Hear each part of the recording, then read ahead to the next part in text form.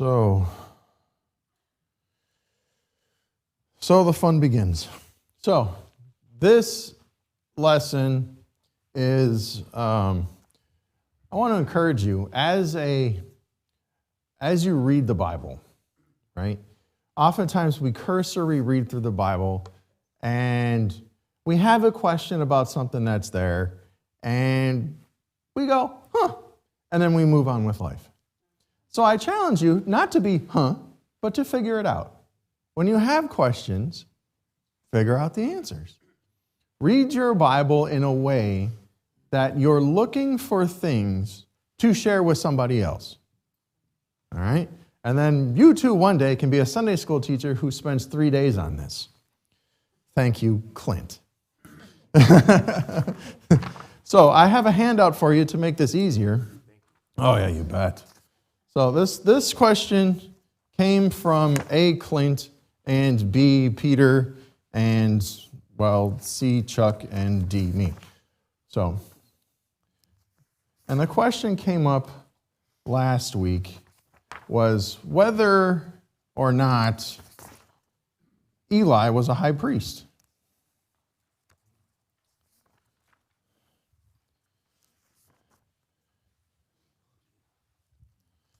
So we did a little digging, and then we did a lot of digging, and then we did more digging, and 3 days later we stopped. I found out everything that is on this sheet, because I know most of you won't be able to read the board. Yeah.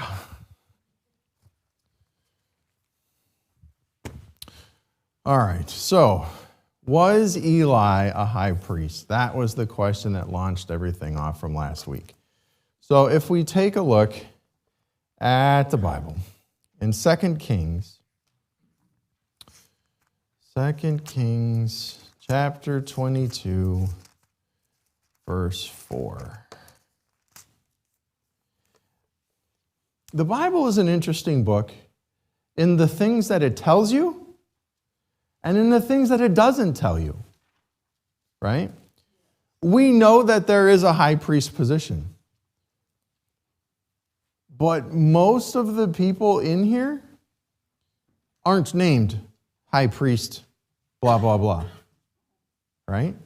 You don't actually see the words high priest used until 2 Kings chapter 2, or 22. 2 Kings 22. Not 1 Kings. That doesn't make any sense. 2 Kings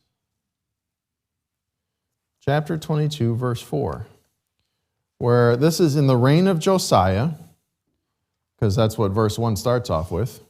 Josiah was 8 years old. And if you jump down to verse 4, it says, "Go up to Hilkiah, the high priest." So we know that there is a high priest position. Okay? In the book of Nehemiah, Ezra, Nehemiah, Esther, Nehemiah 3, verse 1. Nehemiah chapter 3, verse 1.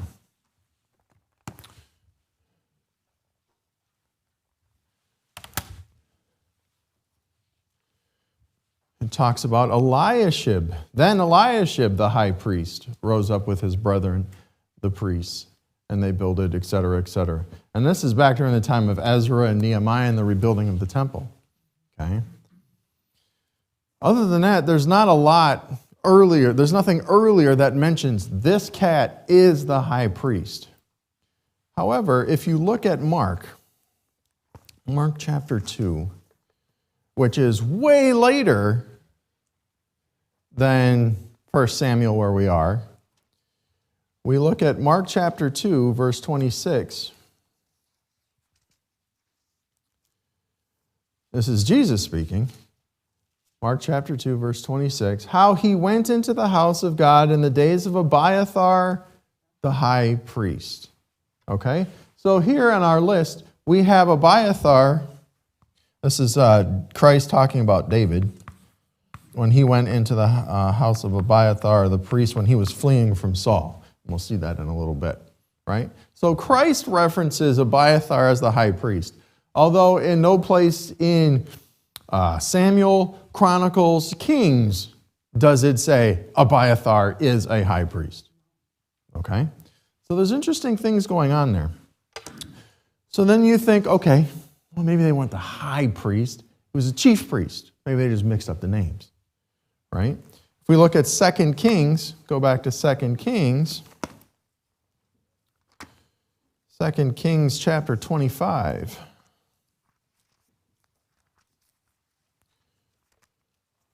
Wherever 2 Kings is in your Bible.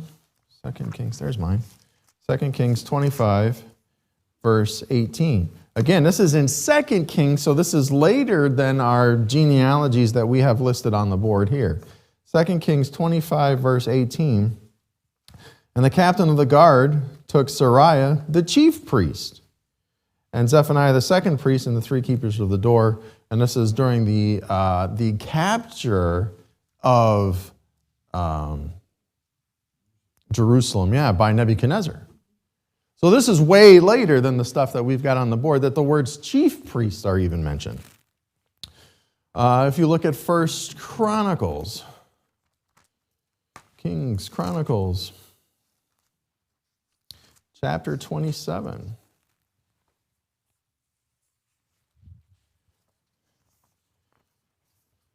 Get this to the Martins here quick. That's for you. You bet. First Chronicles chapter 27, verse 5. And this is talking about, this is that Benaiah who is mighty among the 30 and above, that's 6. Verse 5. The third captain of the host for the 3rd month was Benaiah, the son of Jehoiada, a chief priest. And in his course were 20 and 4,000. This is that Benaiah who was among the 30 and above the 30. And in his course was Ammizabad, his son. Okay, so this is Benaiah, one of David's 30 mighty men. His dad, Jehoiada, was a chief priest. Okay? So that's the first time in Chronicles that the words chief priests are even mentioned. If you look then at the book of Ezra, Nehemiah, Esther,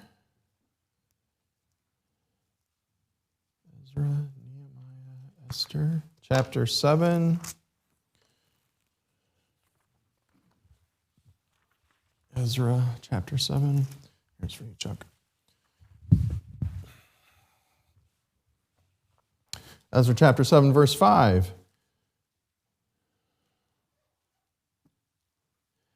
The son of Abishua, the son of Phinehas, the son of Eleazar, the son of Aaron, the chief priest. Okay? So here in Ezra, it's listing Aaron / chief priest, right? So where's our Aaron guy? Here's Aaron. He's a chief priest. And then we know from Leviticus and all that stuff where it mentions the role of the chief priest, we know that Aaron and his sons got put into that position from there. But it's funny how going throughout the scripture, it rarely says, this cat, high priest. This cat, chief priest. That's funny that way. All right? So then, that didn't really answer the question. So it's like, okay, was Eli a chief priest? And then that's where we get into this mess that we have written down for you today. So I tried to figure out who Eli was. Okay? So for Eli, we have to start backwards. And we have to start at 1 Chronicles chapter 24, verse 3. So now, this Sunday school lesson, intrigued me. And then just because of the time that went into it, I have to share it with somebody. Otherwise,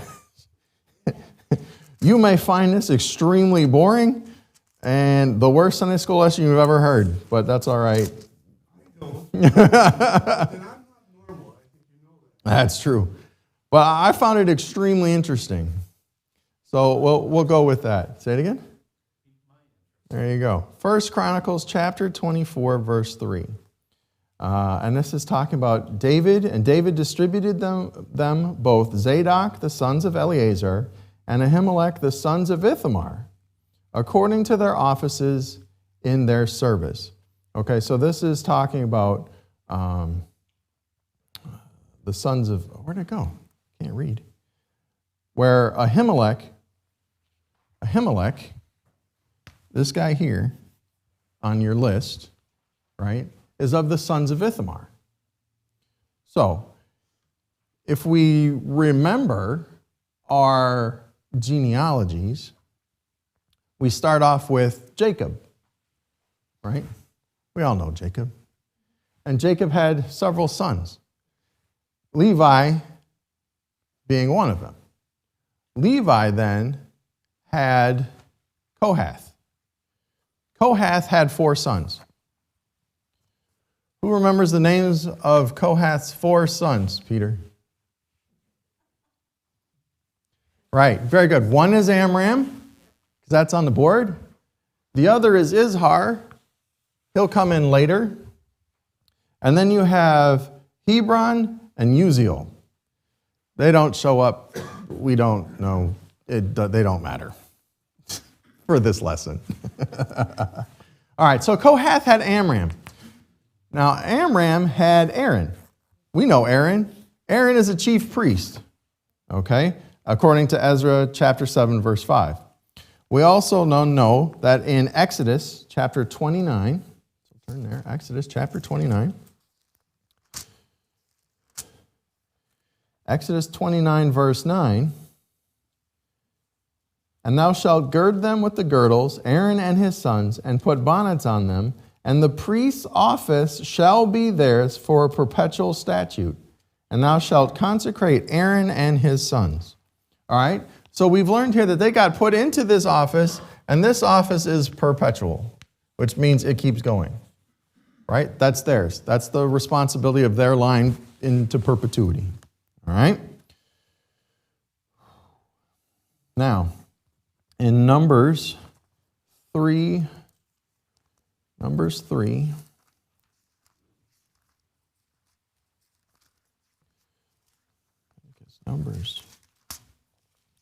chapter 3, verse 4. These are the names of the sons of Aaron, the priests that were anointed, whom he consecrated to minister in the priest's office. Right? And Nadab and Abihu died before the Lord when they offered strange fire before the Lord in the wilderness of Sinai, and they had no children. And Eleazar and Ithamar ministered in the priest's office in the sight of Aaron their father.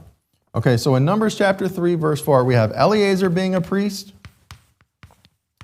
and we have Ithamar being a priest.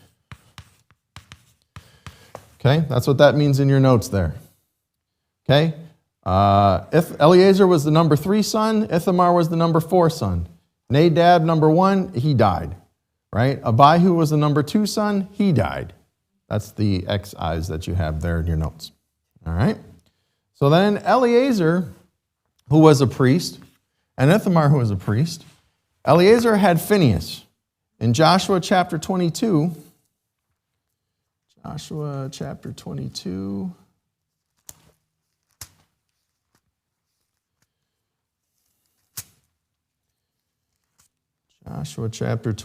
verses 30 through 31.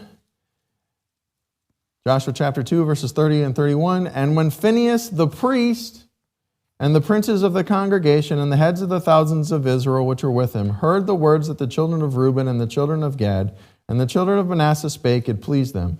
And Phinehas the son of Eleazar the priest said unto children of Reuben and to the children of Gad and to the children of Manasseh, this day we perceive that the Lord is among us, because ye have not committed this trespass against the Lord.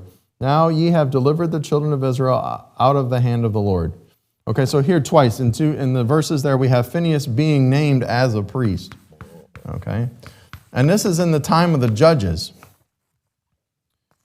So if you take a look at through Judges 20, Joshua. So there in Joshua he's listed as a priest, and in Judges chapter 20, verse 28.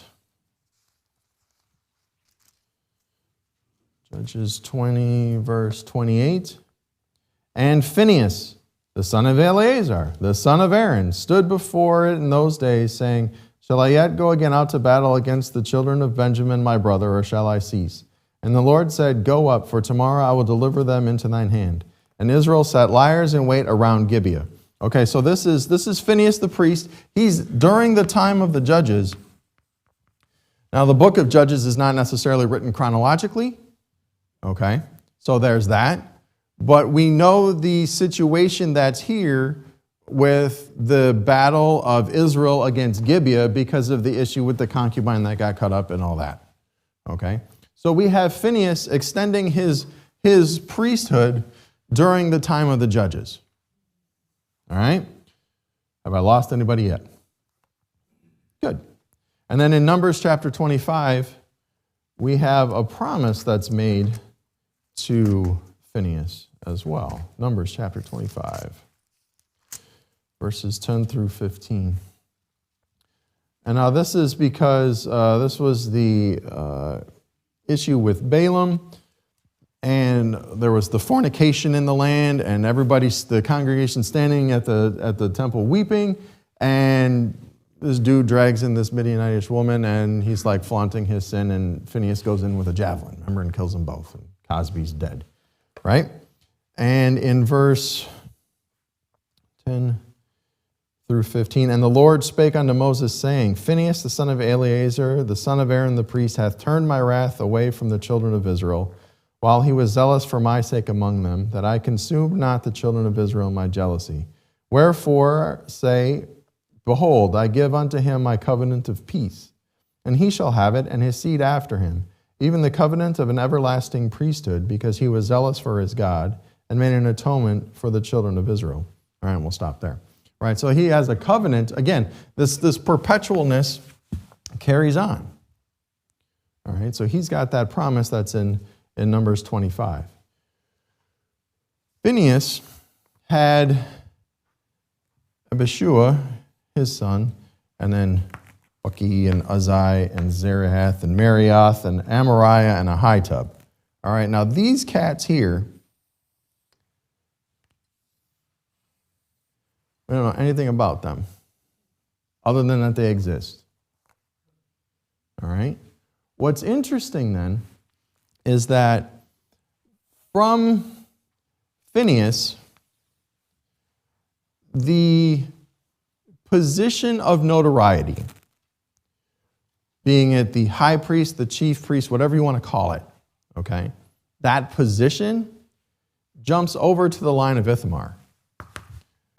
Eli is the next high priest, chief priest that we know about, okay? Now, we know that Eli in 1 Samuel,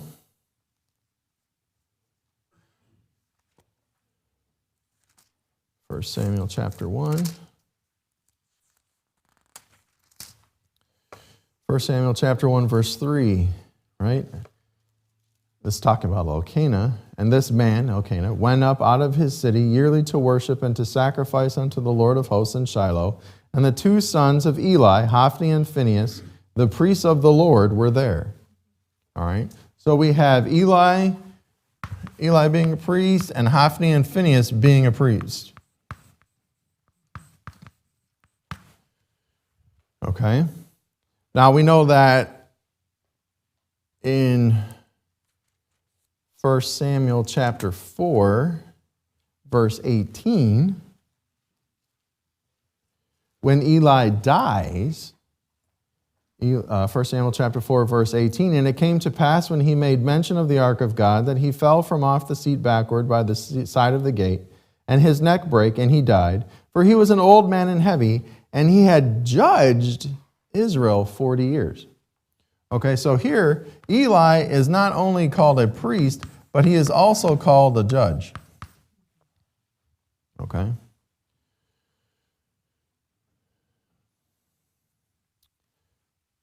The interesting thing here is why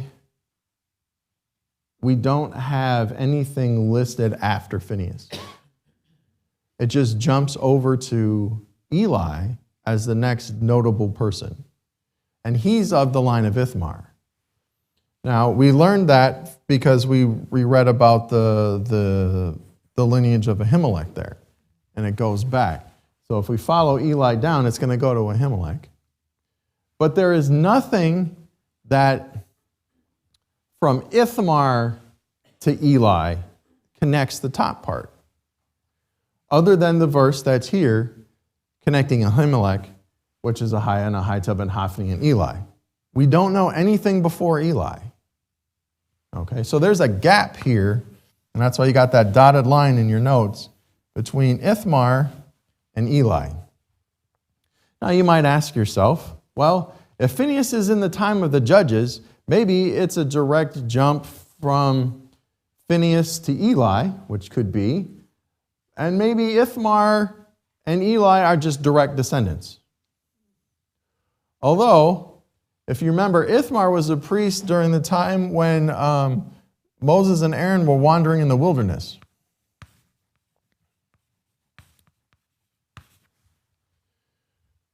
Right? So it's more than likely that he did not get into the promised land. Okay? Now, remember, how long is the time period of the judges? It's about 450 years, Acts 13, right? So we have a gap here in the genealogies that we are told about. Okay, somebody somewhere knows it, but it is not me, and I could not find it. Okay? So I do not believe that Ithamar was the father of Eli. I mean, Eli was old, but he's only 99 when he dies. So that's a huge gap, right?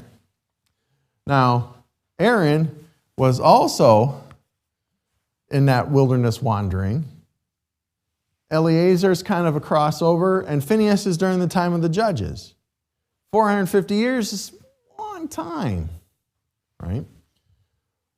So could there be a gap that we're not told about? Yes. Do I know it? No. Okay. The next one we're told about after Phinehas is Eli. Okay, Peter. I don't know if Phineas and those names you got listed that don't mention it, it could very well have been in that gap of judges, it was Zadok, I believe, throughout the time of David, isn't it? Now, we'll get there. All right, hang on, because that's an interesting little doodad. All right? Okay.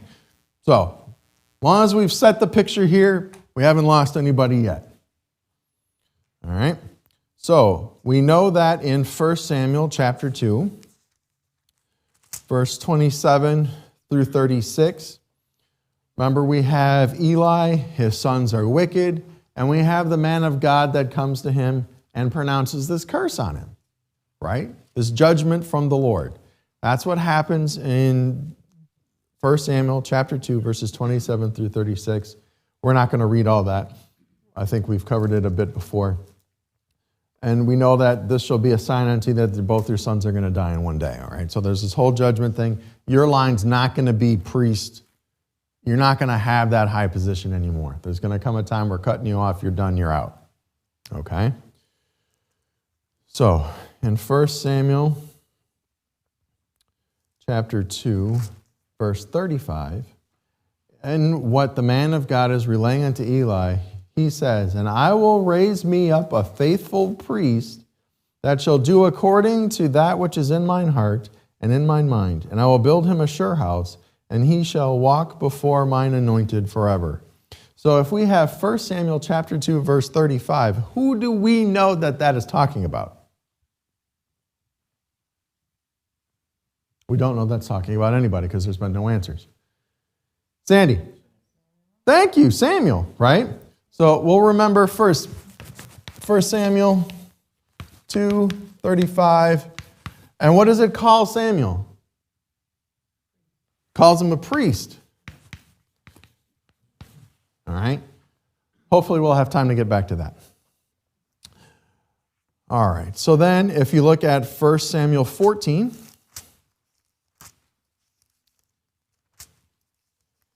First Samuel 14, verse 3. 1 Samuel 14. And Ahiah, this cat, right there. Oh, that's my spot. 4:3. And Ahiah, the son of Ahitub, Ichabod's brother, the son of Phinehas, the son of Eli, the Lord's priest in Shiloh, wearing an ephod, and the people knew not that Jonathan was gone. Okay, so this is the time during Saul and Jonathan, right? And Jonathan takes his armor bearer and goes up to the Philistines and come up and we'll show you a thing, right? Okay, that's this time period right there. Okay? Ahiah, the son of Ahitub, Phinehas, right? That's the line that's there. He's called a priest because he's wearing an ephod there, right? And his brother is who? Huh? Who's his brother? Starts with an I. Ichabod. Who's Ichabod?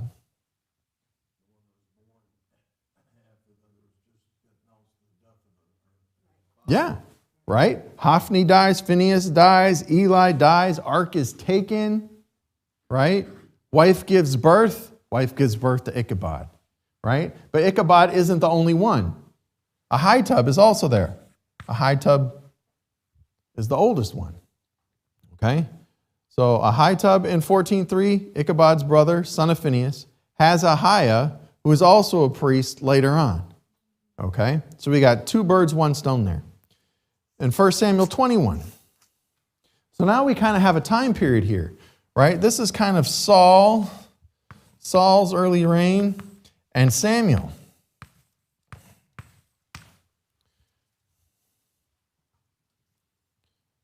So we have Ahitub, Ichabod's brother, and then we have Ahiah. Ahiah is listed as a priest. Ahitub is not. Okay? Who's the gap between Eli and Ahiah? Samuel is, right?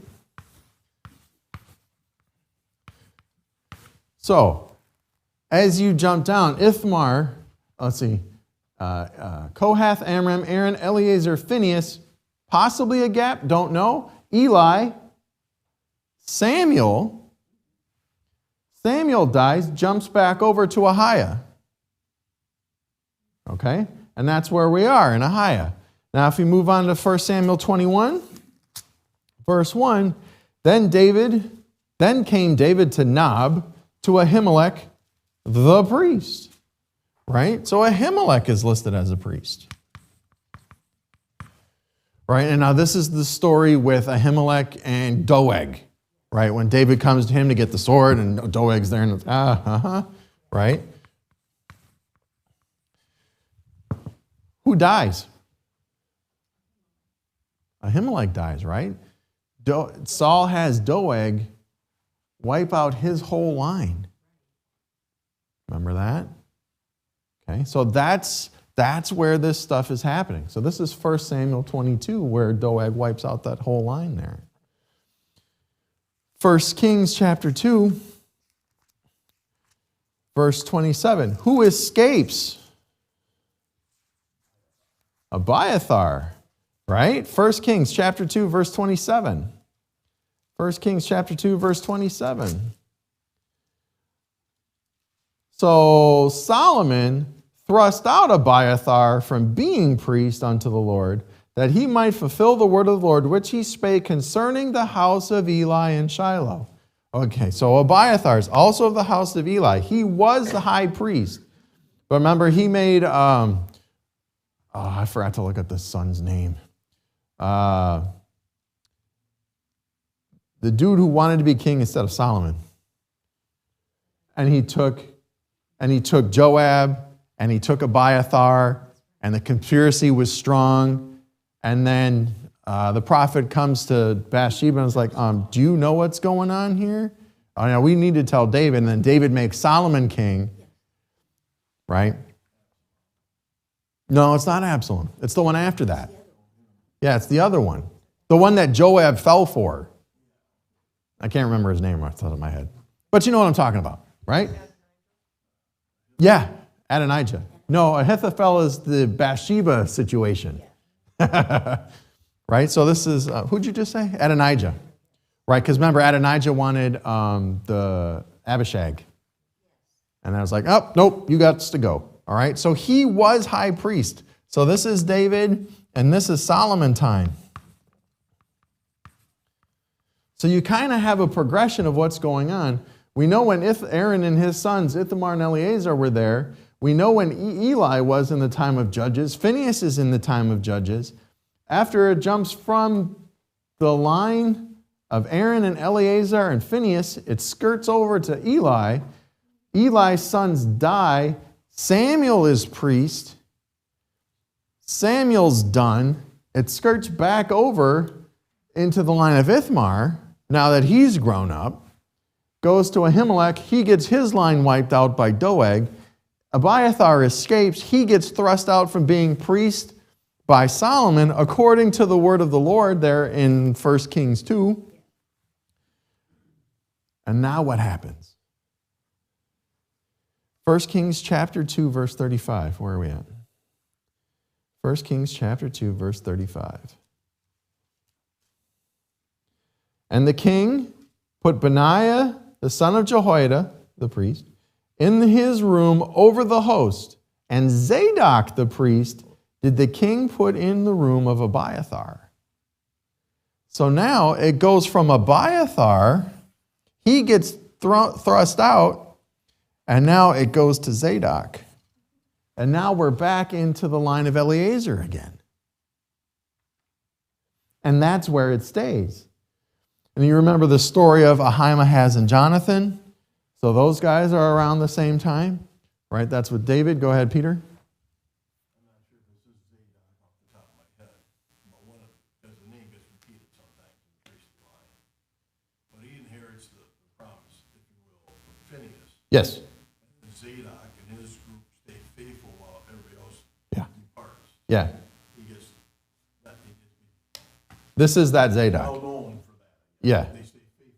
Yeah, this is that Zadok. So he gets put into the priesthood by Solomon. Now, Ahimaaz, his son, is never listed as priest. It depends on. It could depend on the age. I don't know how this works or how long Zadok lives or whatever. But if you jump to 1 Chronicles chapter 6, we have the next one in line, Azariah. Azariah is one of those names that gets listed twice. Where's 1 Chronicles? 1 Chronicles chapter 6, verse 10. 1 Chronicles chapter 6, verse 10. And Johanan begat Azariah. He it is that executed the priest's office in the temple that Solomon built. So we have Zadok here, the priest, during, Abiathar was during David's time. We have Zadok, the priest, during the start of Solomon. But remember, Solomon had to build the temple. It took him some time to build the temple. Who's now the priest during the temple? This Azariah here.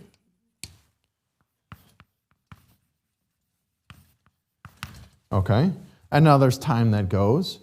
And if you look at 2 Chronicles chapter 26, there's another Azariah that's mentioned. Now we know this is not the same Azariah that was mentioned before because time does that. 2 Chronicles chapter 26, verse 20. 2 Chronicles chapter 26, verse 20. And Azariah the chief priest, we mentioned this is where one of the first times we actually saw the words chief priest mentioned. And Azariah the chief priest and all the priests looked upon him, and behold, he was leprous in his forehead. And they thrust him out from thence. Yea, himself hastened also to go out, because the Lord had smitten him. And Uzziah the king was a leper unto the day of his death. Okay, so this is that he was listed as a chief priest during the time of King Uzziah. Now, what do we remember about Uzziah? Who else was there? Who else was famous during the time of Uzziah the king? Starts with an I. Isaiah. Isaiah, right? Because remember, Isaiah and King Uzziah lay out the letter from Sennacherib before the Lord. That's that Uzziah. That's that Azariah who's the priest during that time. Okay, very good. So these genealogies, if you look on your sheet there, came out of 1 Chronicles chapter 6, verses 1 through 10, 1 Chronicles chapter 6, verses 49 through 53, and Ezra 7, verses 1 through 5. Okay? Now, what's also interesting there, and as a little note of tidbit and interest and whatever, Zadok had another son. His name was Shallum. Okay, if you look at the bottom of your notes, that's where that list is from, right? Shallum had a son, his name was Hilkiah. This is that Hilkiah that found the book of the law during the time of Josiah. Okay? Then you have another Azariah, and then you have a Sariah who was the chief priest during the time when Nebuchadnezzar came in and was executed by Nebuchadnezzar. His son is Ezra, who wrote the book of. Right? So all these little things kind of fit together, and then you have a timeline even of kind of, these pieces all fit together. That's weird. The Bible's a cool book. The Bible's a cool book, folks, right? Would it be nice, though, if it had been laid out nice and easy? Yes, I would admit that. But it is there. Yeah. Yeah. Yeah. Which brings me to another question. Was Eli a chief priest? Well, wait a minute. How did Samuel get to be in the position he was in? How did Saul get into trouble for offering sacrifices where this little kid from Elkanah and Hannah didn't? And we asked the question last week, why did Eli even take in this little kid? All right, well, if you flip the sheet over, to the line of Samuel there, we know that from Numbers chapter 16, verse 1, that Kohath had a couple of sons, right? Amram and Izhar. Hebron and Uzziel, they weren't mentioned again, right? Their job, the job of Kohath, was to be in the service of the tabernacle, right? We got that out of Numbers chapter 4, all right? So that's where there's Numbers 4, okay? Now, this other son of Kohath, remember we did Amram, Phinehas, Eleazar, Zadok, they come out of that line. Ithamar's a little branch out of that line, but then this other brother, Izhar, his son is Korah. Yes, that Korah. The Korah who was a pain to Moses. At the same time of Aaron and Moses, right? And this may shed a little light as to why Korah was such a pain,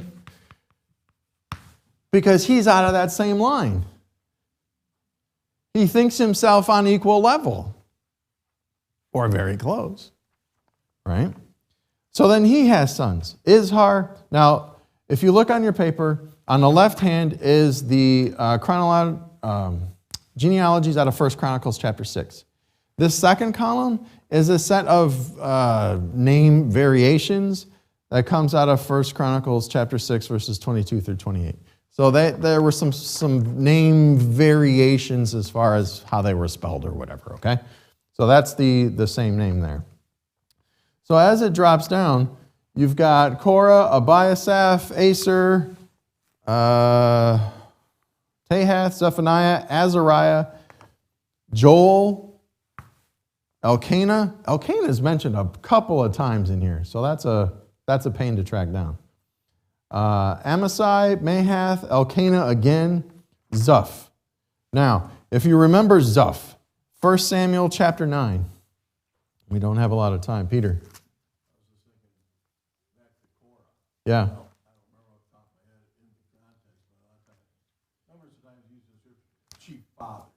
Yeah. Yeah. Yeah.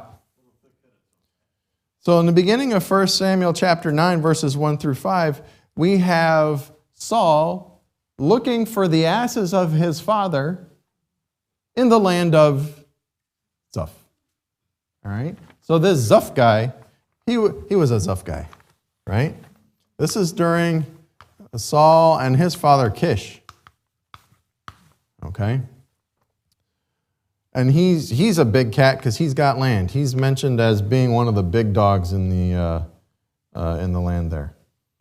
And now we think in 1 Samuel chapter 1 how it's confusing where it lists Elkanah and his family as being in the land of Ephraim and being an Ephrathite. Right? Okay. So is Samuel of the tribe of Ephraim?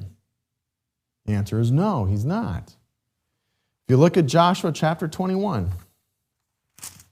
Joshua chapter 21 verse 20, and the families of the children of Kohath, of which Eli is, and of which Samuel is, the Levites which remained of the children of Kohath, even they had the cities of their lot out of the tribe of Ephraim. So you remember when Joshua handed out the land, right?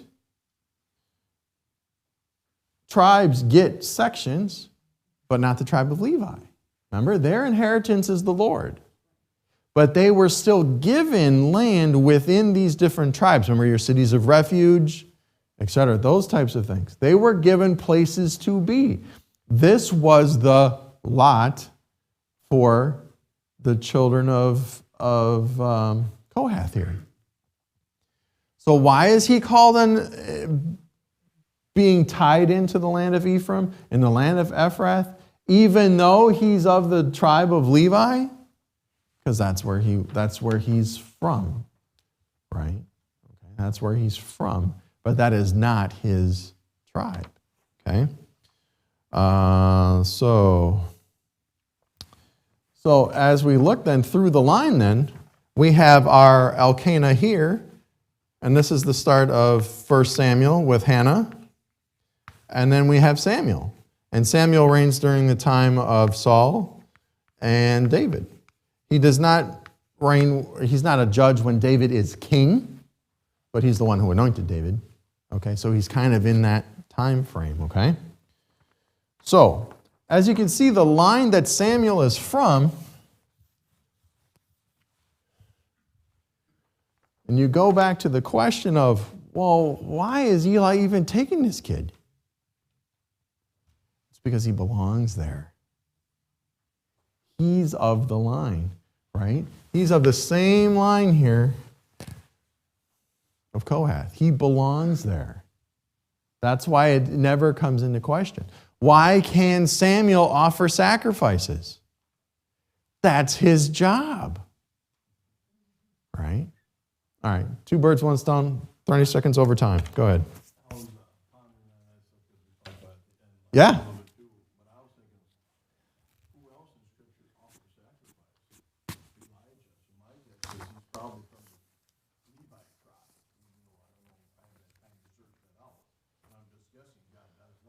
I don't need your help, Peter. I don't think God accepts people's sacrifices. Yeah. Yeah. Yeah, there's probably a tie there. What it is, oh, man, don't do that to me, right?